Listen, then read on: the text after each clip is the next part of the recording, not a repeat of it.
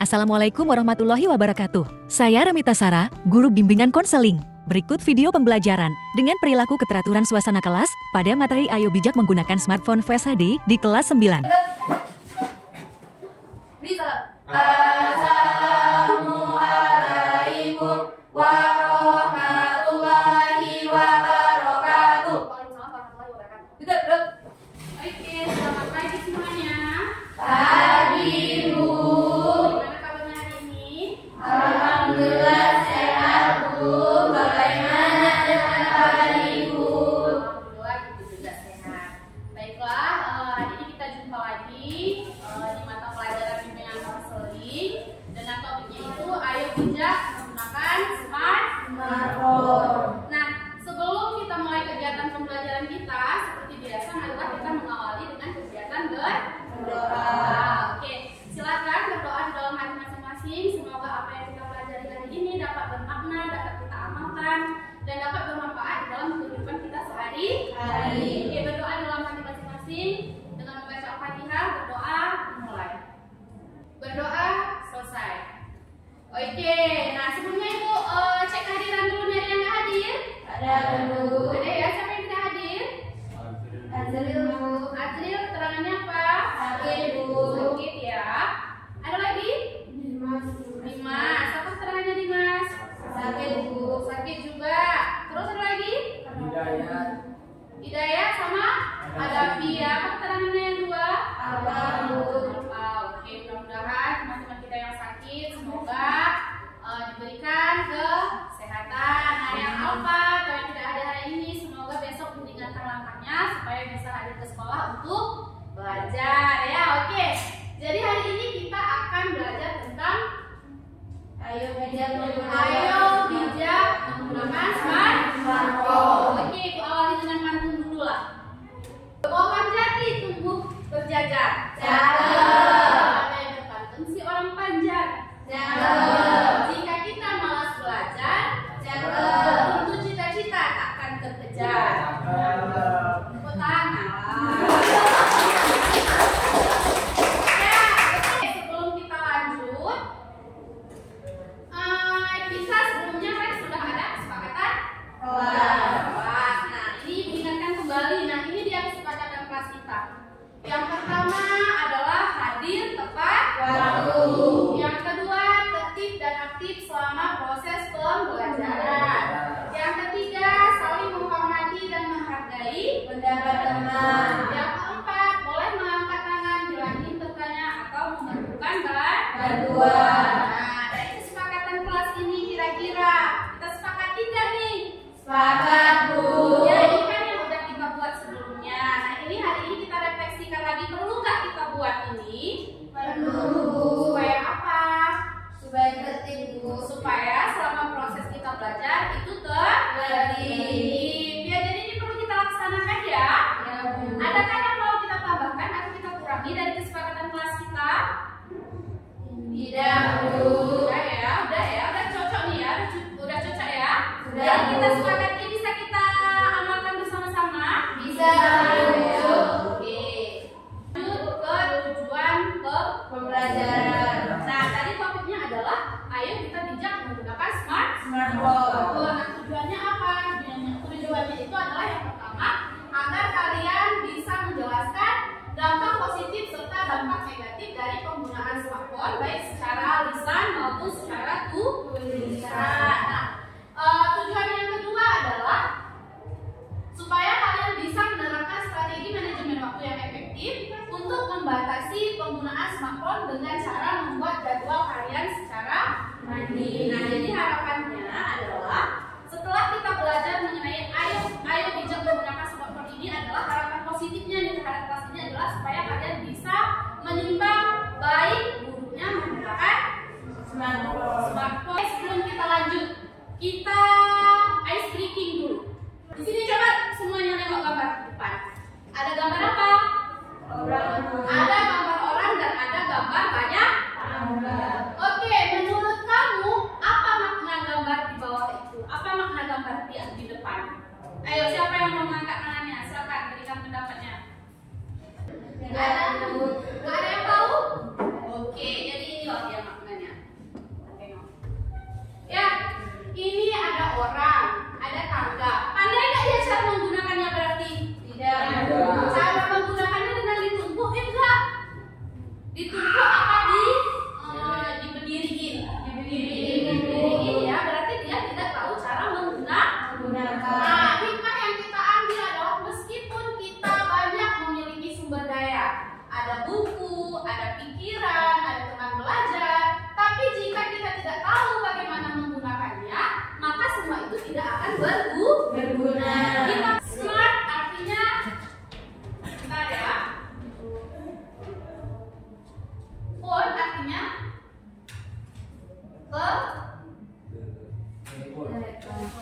Smartphone.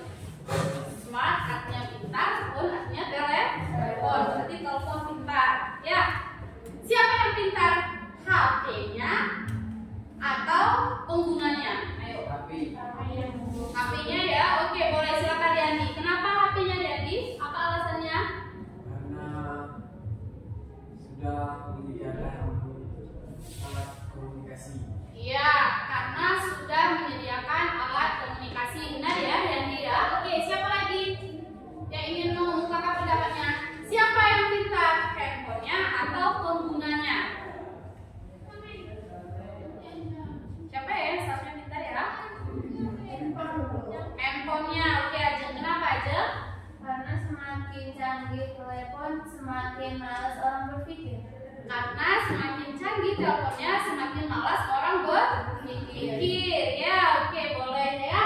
Jadi di sini siapa yang pintar? Memang smartphone itu adalah teleponnya ya pintar. Tapi siapa yang seharusnya lebih pintar? Penggunanya dulu. Ya, pengguna. HP kita nih udah canggih.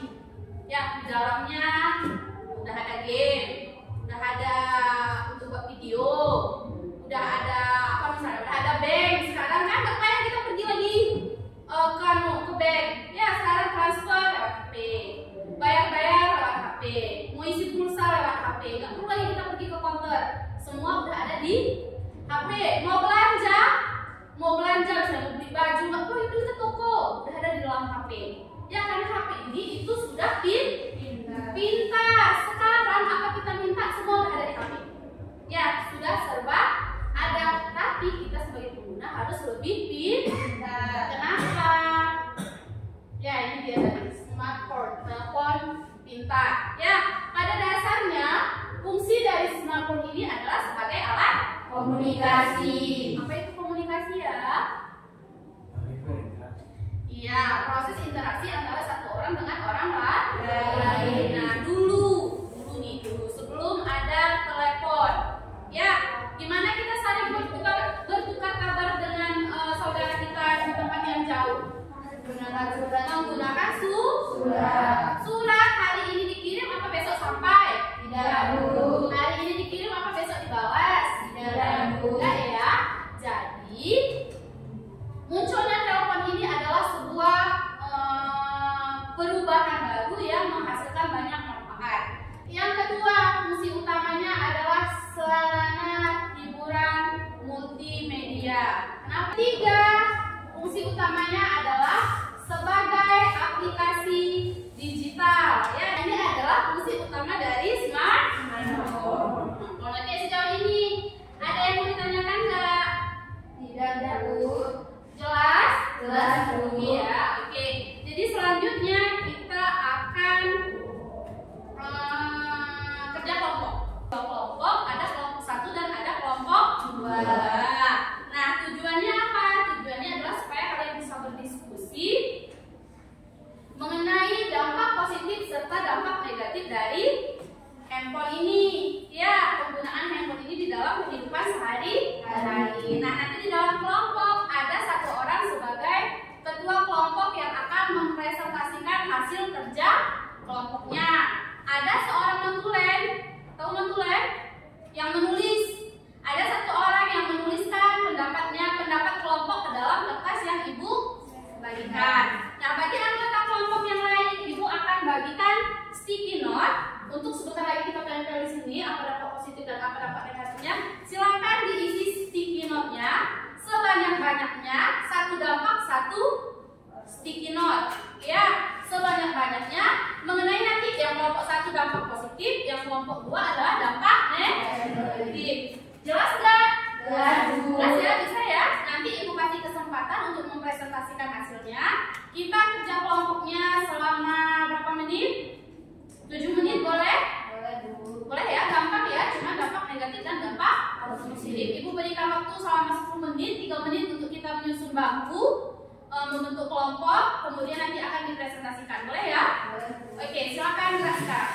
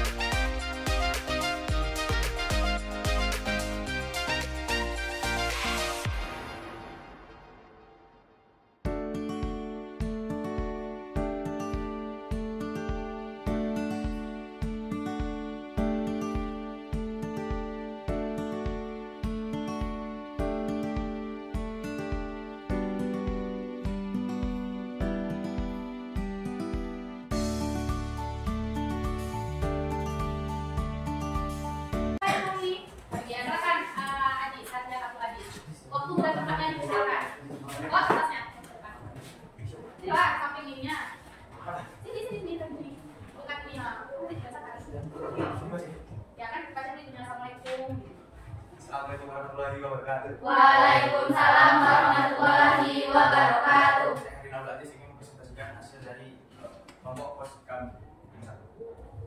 Nama kelompok nama positif. Ketua kelompok Aziz. Anggota ada Ajeng Olivia, Evansyah, Pasta Araini, Rian Saputra dan Asnyara. Pertanyaan. Tuliskan alasan kelompok menggunakan handphone dalam kehidupan sehari-hari. Bisa memudahkan pekerjaan, memudahkan kita dalam berkomunikasi, memudahkan segala urusan, memudahkan pelajaran, memudahkan ekonomi pengguna dengan bijak. Dampak negatif penggunaan smartphone, membuat pengguna menjadi candu berlebihan, lupa waktu akan pekerjaannya, bisa membuat mata rusak akibat bermain smartphone terlalu lama, tidak memiliki pergaulan, membuat pengguna tidak berdalih akan dirinya sendiri seperti stres, membuat pengguna tidak percaya diri. Oke, itu aja. Oke, memberikan aplaus untuk Aji.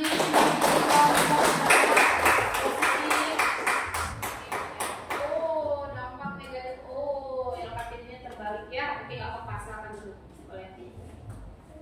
Ya, dampak ini akan dituliskan dampak apa? Yang positif. Yang miskinnya dampak positif.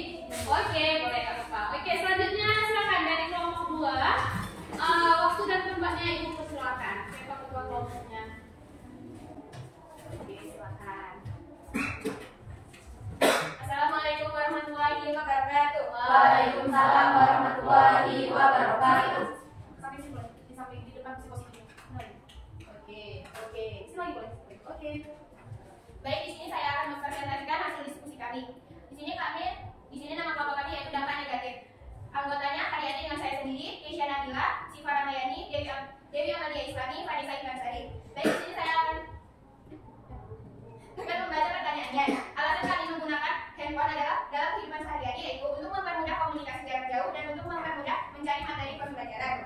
Dampak negatif penggunaan smartphone. Yang pertama, mempermalas seseorang dalam berpikir karena sudah ada smartphone atau telepon pintar. Yang kedua, menyebabkan para remaja malas belajar karena kecanduan game online.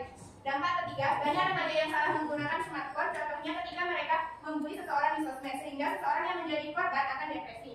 Baik, mungkin itu saja.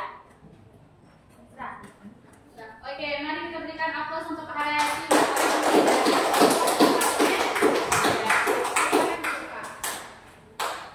Oke, tadi kita sama-sama sudah mendengar bahwa alasan kalian menggunakan handphone ini adalah yang pertama itu tadi Ibu dengar adalah supaya memudahkan, ya kan?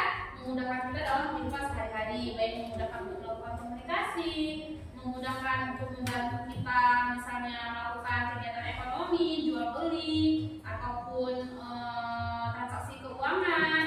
Kemudian apa lagi tadi kalian bilang? Memudahkan untuk belajar, mencari materi pembelajaran, mencari sumber belajar. Itu dengan menggunakan handphone kita menjadi lebih mudah. Namun tadi aku dengar juga dari kalian ada dampak positif serta dampak negatif. Ibu saya izin ya Ibu ambil ya, nanti Ibu tempel ke portofolionya. Dampak positifnya dapat membuat status agar orang-orang tahu kita sedang ngerjain atau sedang berbuat apa ya. Betul tuh dampak positifnya. Jadi misalnya kayak Ibu buat status, misalnya Ibu ikut kegiatan ini ya, misalnya ikut kegiatan A, misalnya ikut kegiatan B. Nah, dengan Ibu membuat status, kalian tahu nggak? Tahu. Nah, kira-kira dengan kegiatan Ibu nih kalian termotivasi nggak? Nah, ya bisa jadi termotivasi, bisa jadi iri atau dengki. Ya, jadi dia bisa jadi dampak positif, bisa jadi dampak negatif. Di tengah-tengah ya ini ya, tengah-tengah ya. Oke, kita baca lagi yang selanjutnya. Dapat berteman dengan orang di luar kota melalui aplikasi. Ya, ini betul ya. Bahkan kalau dulu kalau kita mau kenalan sama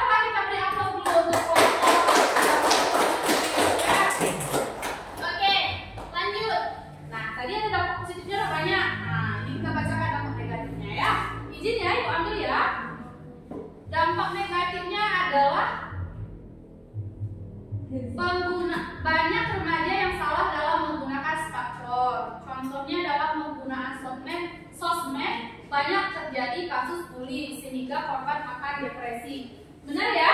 Ini benar nggak? Ada nggak terjadi bully dengan menggunakan handphone? Ada Bu. Buat status. Nah itu tadi buat status.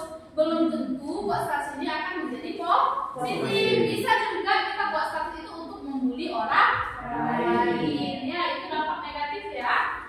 Kemudian dampak negatif lainnya, membuat orang malas karena sudah ada telepon ya. Kalau membuat orang terjebak dalam judi online. Jadi ini yang paling marak saat ini ya, sehingga diceritakan sama Pak Prabowo itu yang main-main judi online tuh tangkap ya.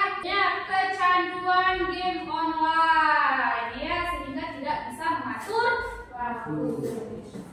Bagus sekali tadi kelompok sudah mempresentasikan, kemudian ibu juga sudah memberikan penguatan terhadap dampak positif dan dampak negatif. Oke, berikutnya masih ada sticky note-nya tadi? Oke, silakan dibagikan. Bagaimana upaya pencegahan yang dapat kamu lakukan supaya kamu tidak ketergantungan kepada handphone? Silakan dikerjakan, waktunya 1 menit. Bukan, tolong. Oke, silakan aja. Bisa mengetahui dampak positif dan dampak negatif dari menggunakan handphone. Ya, benar sekali ya, seperti yang dikatakan Adem tadi. Kesimpulannya adalah dengan mempelajari materi ini kita bisa mengetahui dampak positif serta dampak negatif dari penggunaan handphone. Ya, oke. Sekarang sebelum kita akhiri kegiatan pembelajaran kita, seperti biasa adalah kita berefleksi ya. Oke. Pertama, bagaimana perasaan kalian setelah mendapatkan materi hari ini? Senang, ya. Senang. Yang kedua, pengetahuan baru apa yang kamu dapatkan? Boleh mewakili nih 1 orang. Oke, silakan Keisa. Kita harus bisa menggunakan handphone secara bijak. Iya, benar sekali ya Keisa. Boleh dong kita berikan aplaus untuk Keisa. Ya, jadi pengetahuan barunya adalah supaya kita bisa menggunakan handphone dengan bijak. Nah, yang refleksi yang ketiga, apa yang kamu lakukan segera setelah mendapatkan materi ini? Boleh silakan Keisa lagi. Membatasi waktu dalam bermain handphone, Bu. Iya, oke, benar sekali ya, membatasi waktu dalam bermain handphone. Ya, ini nanti boleh refleksinya dituliskan di sticky note yang tadi. Sebentar lagi kita kumpulkan, boleh ya. Kenapa kita harus bijak? Bagaimana sih cara kita supaya bijak menggunakan handphone? Ibu berikan penguatan sedikit. Pertama adalah seperti kata Keisa tadi, mari kita batasi waktu untuk menggunakan handphone. Yang kedua, pilih aplikasi yang bijak, ya, yang benar-benar kita butuhkan. Ya, jangan semua aplikasi yang ada di Play Store itu kita install di HP, ya, yang perlu-perlu aja. Kemudian hindari penggunaan saat kegiatan penting. Misalnya lagi belajar tuh jangan pakai HP-nya. Ya, atau kalau untuk membantu boleh. Jangan nanti lagi belajar, lagi buat PR, juga kita chattingan. Ya, jadi PR-nya nggak siap, chattingannya siap. Ya, kemudian jaga kesehatan mata. Jangan bermain game terlalu lama. Lindungi privasi dan manfaatkan fitur yang positif untuk belajar. Oke. Baiklah. Ini lagi kita putar ya.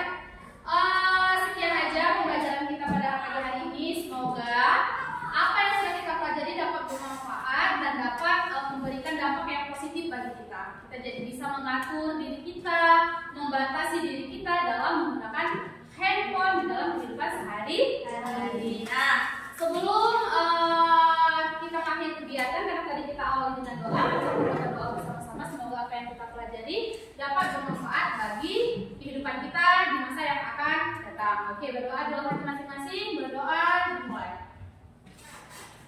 Berdoa selesai. Oke, untuk